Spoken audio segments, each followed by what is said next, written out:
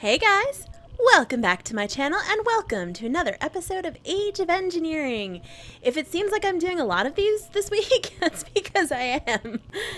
Getting into the creative age has really kind of energized me, and I'm really excited about playing this pack again. So yeah, I've been playing it a lot. I hope you guys can put up with that. So today we are continuing to work towards our dimension builder. And if you'll remember, the next piece of the puzzle that we need is this HDPE sheet, which is made of HDPE pellets, which is made of a whole bunch of stuff. So I kind of set this up beforehand so that I made sure it worked. I know, thinking ahead for once, right? And this is the kind of thing I came up with. I had to build a configurator. That was not difficult. It was just, hello, yes, an energy tablet, which we have on AutoCraft, enriched alloy, lapis, and a stick. And then to charge it, I just stuck it in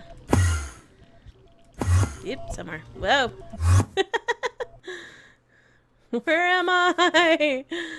I just stuck it in this slot in one of the biogenerators, and that charged it for me.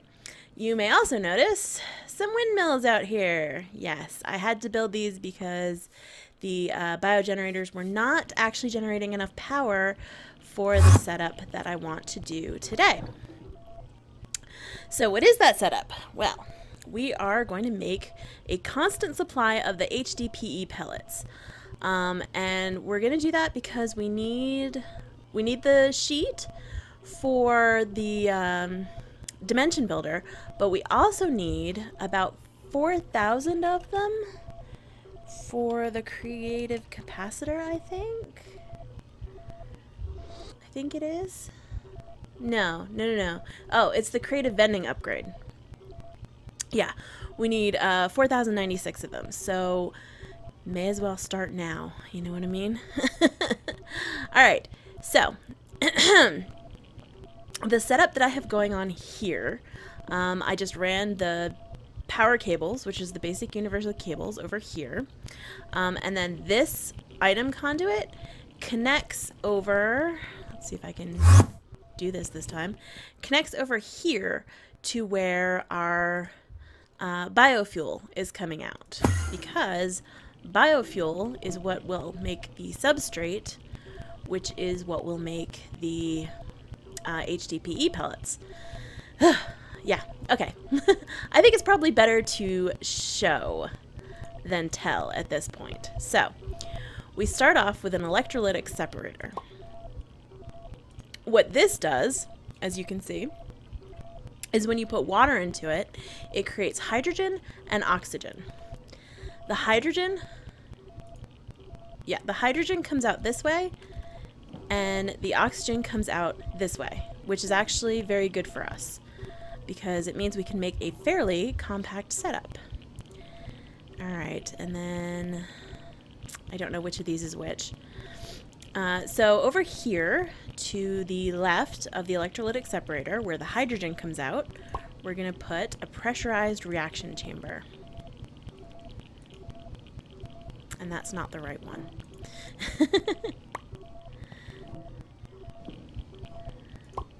There we go. That's the right one. You can tell because it's working.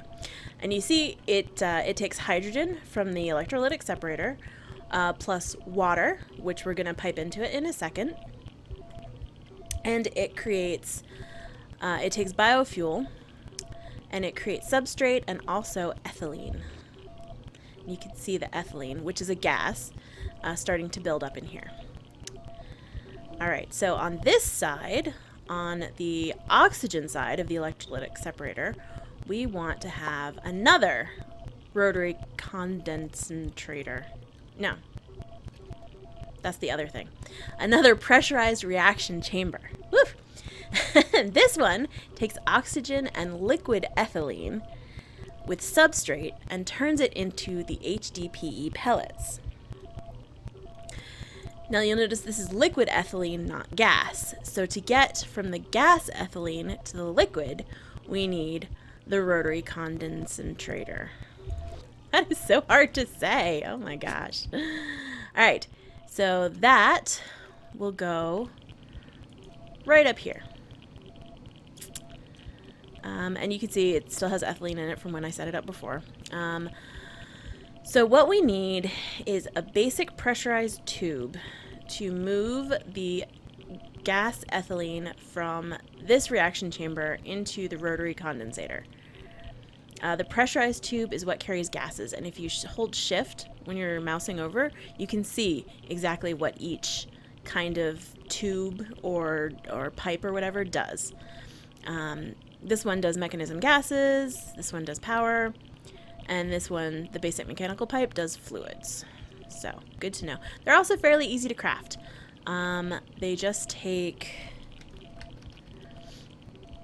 let's see, the basic mechanical pipe, which is the fluid one, just takes stainless steel plates in a bucket, and then the pressurized tube, you can't see it, but that's actually glass in the middle there. I don't know why that's invisible, but it is. Alright, so let's get the pressurized tube. And the thing about this is that you have to make sure this is facing this way, because the gases can only go in one way and then the liquids can only come out the other. So I have the sides configured. I have this so it inputs gas on the electrolytic separator side and it outputs gas on the top so that it goes into the rotary condensator. My goodness. All right, so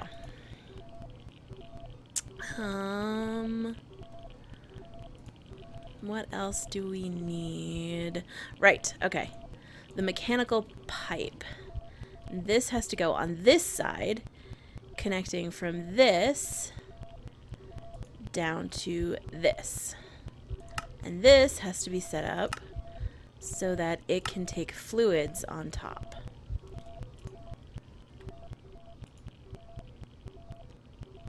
Which it is somehow not doing. So we'll take our configurator, change that to pull, and change that to push. Sometimes that works. It just kind of jump starts this going into here. And actually, let's do it on this side as well. Let's do pull and push.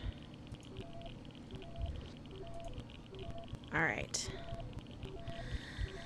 So the next thing we need to do is get some water into these puppies. And that's pretty easy to do. It's just, I have a reservoir down here, auto extract, always active, and that'll just pump water into both of these. Easy, easy. And then actually there's two final steps. The first final step is to run an item conduit like this, and it's not going to be the prettiest, but all in all, I think this is a pretty compact build, so I'm not going to complain about it. So this extracts items, which is the substrate, out the front, and then we disable this, and then it'll insert the substrate into here, which it's full, so it can't. And then I'm hoping this works. This part I haven't tried yet. I'm hoping I can put a bin here and then set, I'm not sure where the output would be. Oh, it does. Look at that. And now this will all go directly into the bin, and it can just keep making that stuff for us. Also, these can't be covered up by a conduit, but that's okay. I mean, I'm trying to keep things neat, but sometimes there's nothing you can do, you know?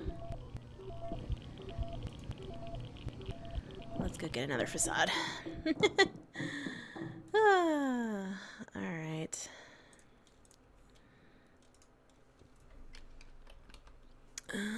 Oh, we only have one. That's alright. We'll just repaint it. I'm not scared. I think that's all we need anyway.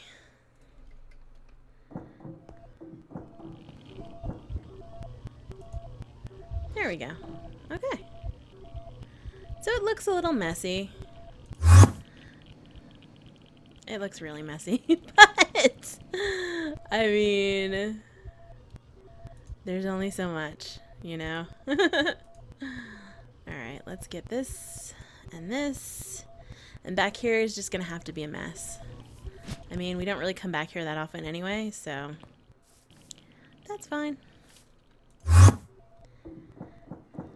Alright.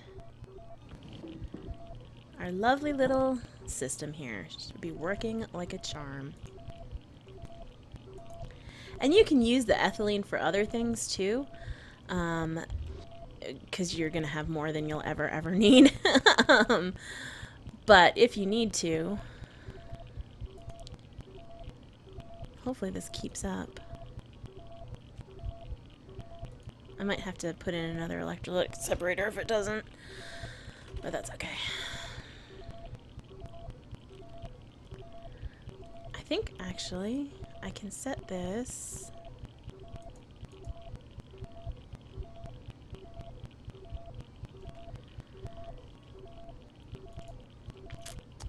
to void excess.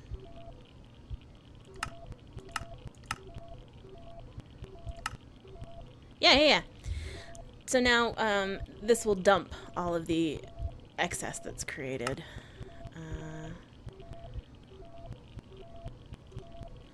So that it will keep up with production for these and this once these are full. Cool. All right. Very good. All right, it's working. Yay! All right, let's grab our. Whoops. I don't want to grab all of those. We only need 8 of them for now. Look how fast that's going. That's awesome. So, get our HDPE sheet, and we have it. Dimension builder. All right. So we're only missing one more thing. One more. Just one more. And that is the Draconic Flux Capacitor. And I'm going to have to do a little bit of prep work for this. Let me tell you. So let me go do that, and I'll bring you back when I'm ready. See you in a bit. Okay, we're back. And I feel dumb. I was figuring out how much awakened draconium I was going to need to make the dimension builder, and it's quite a bit. It's 24 ingots altogether. So I thought I was going to have to craft the awakened draconium block like 3 times, I think, which would have given me 27 ingots, but I forgot when looking at the recipe.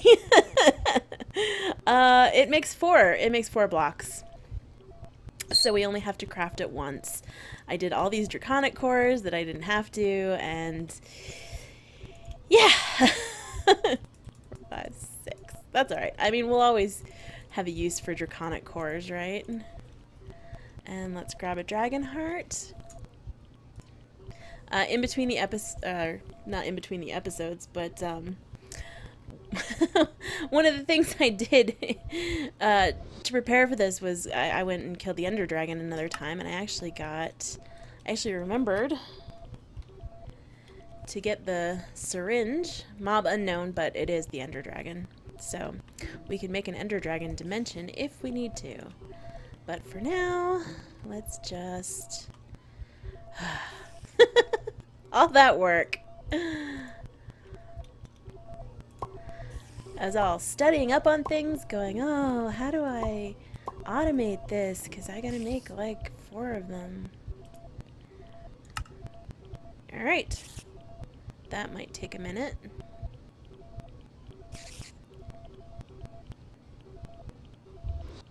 If it's working. Okay, it is working. It's gonna take a while because it takes a lot of energy. So we'll leave that to craft while I go over here and show you what I did with these guys. You can't actually see, but I upgraded the energy and the speed on these, and I have these in the system now. Upgrade. The speed upgrades are craftable in the system, and the energy upgrades are also craftable in the system because now that I have these maxed out, it takes like, I don't know, an eighth of the time to make the draconic cores and stuff, which is awesome. It's very exciting. How are you doing? You're not even close. All right. So while that's going, let me show you another thing that I did. The sky kept getting dark because the when it's rainy and night in the overworld, it can actually get dark here. So it was killing my solar panels, which, you know, annoys me.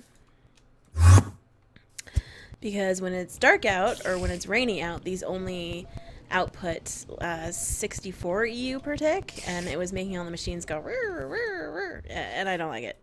I don't like it at all. So I can go into the overworld and sleep, but that takes time. And also, if it's raining and it's not nighttime, then I can't sleep and make the rain go away, which is annoying. So what I did was I set up this celestial manipulator, and this was super easy to make. Celestial manipulator. It's redstone, draconium, a wyvern core, dragon egg, clock, and redstone. I have 3 dragon eggs because I've beaten the ender dragon 3 times now, so that was easy. And then I just plugged it into this power cell. And I would have kept it over in the mining dimension, but I don't know if it'll affect it. I suppose I should experiment next time it starts raining. But yeah, this thing is really cool because you can just come in here, and it costs a lot of RF, but you can stop the rain just by clicking a button. And I can just come over here, just shoop, click, stop the rain, go home. Easy peasy. That is what we like to see. Alright, this is still... Why is it at 0?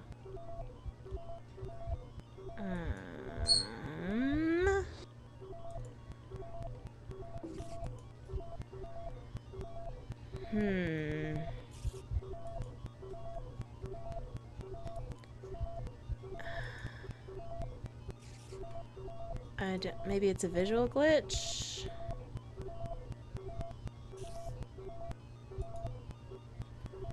I'm not really sure.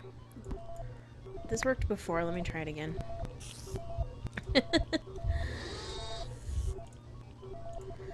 Alrighty.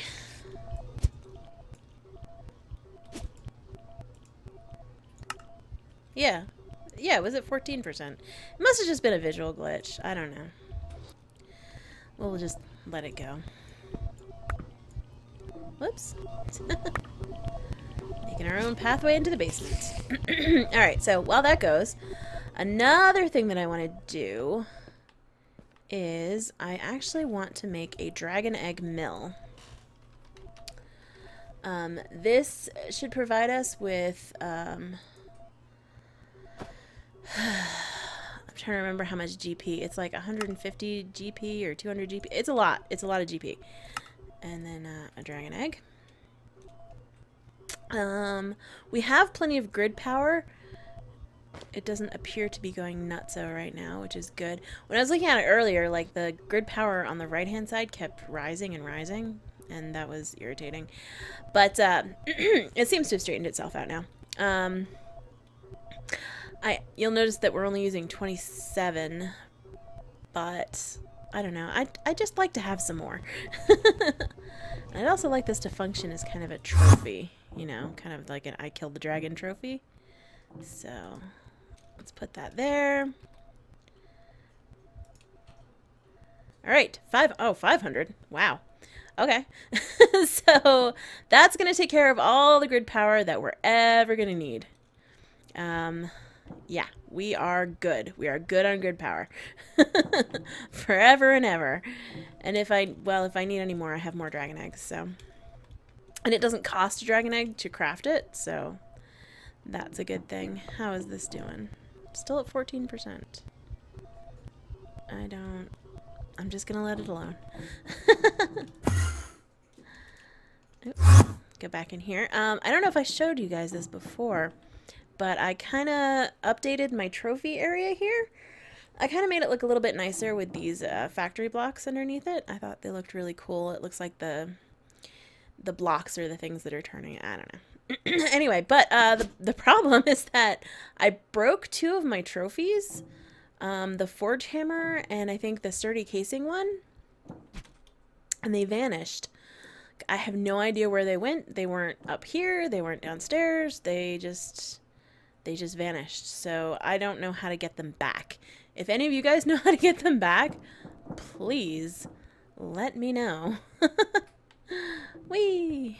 Alright, so I suppose while this is crafting, still, let's go ahead and craft up the rest of the stuff that we're going to need. I already made a dimlet workbench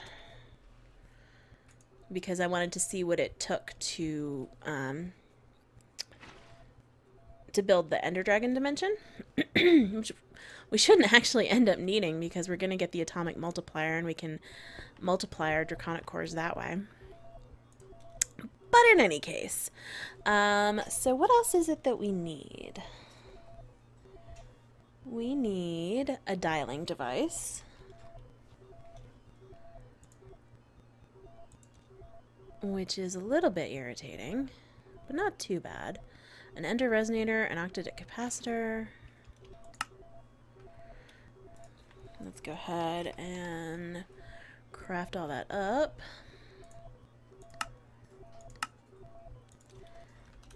And then dark steel, it was 2. And I honestly thought this was going to be easier. 1 electrical steel and an octadic.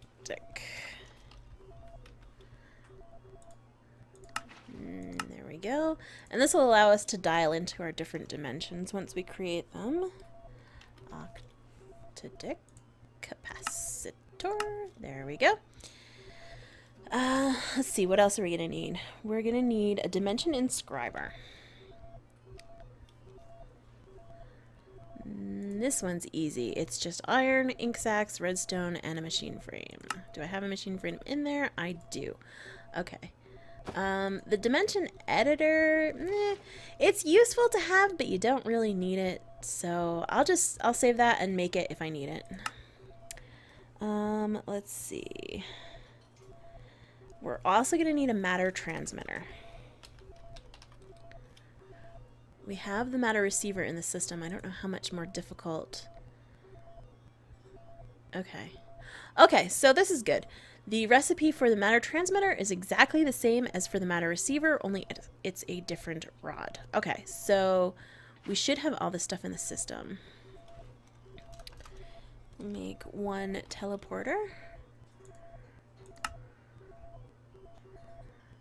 Oh, missing an advanced machine casing. Well, I can fix that. Look at how much UU matter we have. It's insane.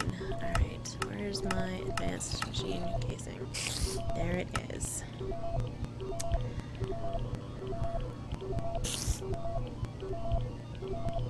And there we go. Perfect.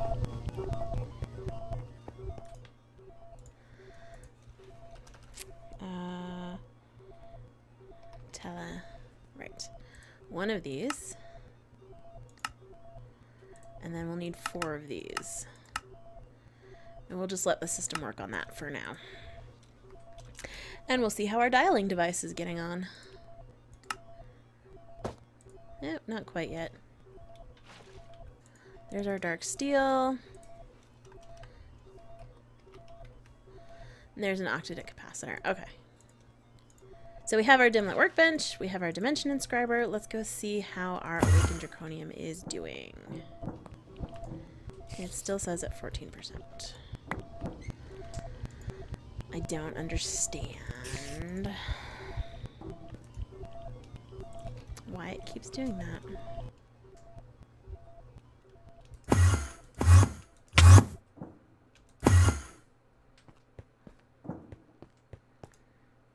I'm not really sure. I don't know what's going on. I will figure it out in between the episodes, and hopefully we can get this to craft. Anyway, thank you so much for joining me today. I'll see you again next time. Bye!